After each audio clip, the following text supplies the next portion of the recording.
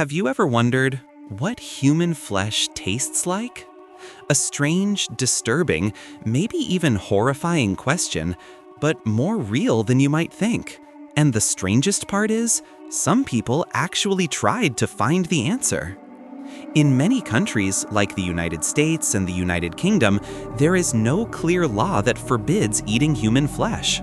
The law punishes murder or desecrating a corpse, but eating it? That part isn't clearly mentioned. That alone opens a dark door of curiosity, the thought that someone could taste human meat without punishment. Terrifying, yet real. The word cannibal goes back to 1492, when Christopher Columbus wrote about tribes in the Caribbean and claimed they ate humans. But the irony is that the very Europeans who called them savages used to consume human body parts themselves. They ground bones into powder, drank blood, and believed it contained life energy that could heal disease. So the idea of eating human flesh isn't new, it's as old as civilization itself. In modern history, there have been tragic survival stories, people forced to eat human flesh after plane crashes or during famines. But with time, a different kind of eater appeared, one not driven by hunger, but by curiosity or dominance. One of the most infamous was the American serial killer Jeffrey Dahmer. He kept parts of his victims and ate them quietly, later saying, "I wanted to make them a part of me, forever." In Germany, in 2001, a man named Armin Maiweis posted an online ad looking for someone who wanted to be eaten, and he actually found a volunteer. The entire act was filmed step by step. And in Japan, a performance artist cooked and served his own leg after a surgical operation. People came, ate, and took photos like it was a normal event. Scientists tried to understand why a human being could do such a thing.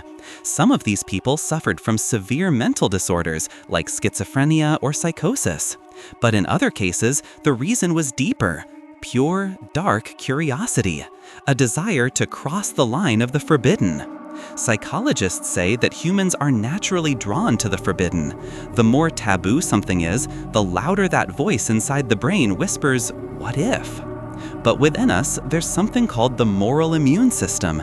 It's what makes us feel disgust when we see or imagine something against human nature or ethics.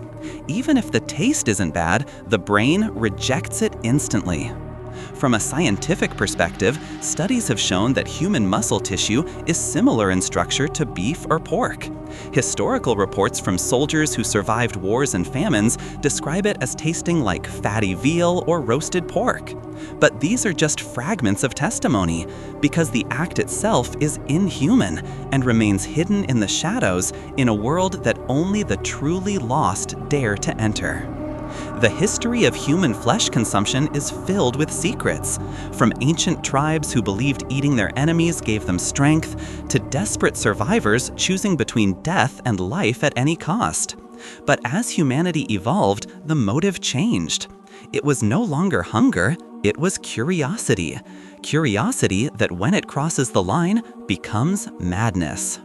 In the end, the question isn't, what does human flesh taste like? The real question is, why would anyone want to know? Maybe the answer lies deep inside our minds, in that dark corner we never want to look at, because it shows the true face of humanity when it loses its humanity.